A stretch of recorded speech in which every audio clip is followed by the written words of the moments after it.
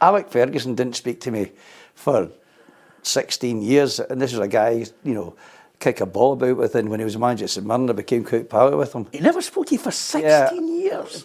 Basically, when we went to the World Cup in 1986 to Mexico, and what a trip that was. There was the 2 weeks in Santa Fe, then Los Angeles, and then we went to the World Cup. Yeah. So I'm working for the Glasgow Evening Times, which was produced 11 of the happiest years of my life. And Alec was the first game we got to Mexico, we asked him to give us a team for the Denmark game. And he gave us a team, so I don't know if we published it, I can't remember now, but anyway, second game, that was the Denmark game, the first game we drew, didn't we? And then the second game, we asked him for the team for the Germany game, and he said, no, I'm not giving you a team ahead of it, because one of you lot, Scottish Press, leaked it to the Danish manager. I think it was Morten Olsen, was it? Yeah. Anyway, how did he do that? So anyway, the trip went on, the World Cup. I was playing Trivial Pursuits with him on the way back in the plane.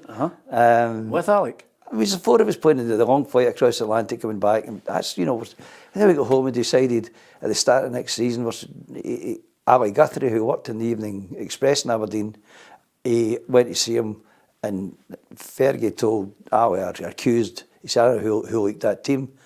It was Chick Young. And I had, on the basis that I had been out in Denmark doing a 3-day series with Morten Olsen ahead of the game before we went across the Atlantic. I thought complete nonsense. So I went asked to see him. He wouldn't see me. I tried every time there was a Rangers or Celtic, I was going up to Pittodrie. Wouldn't see me, wouldn't have anything to do with me.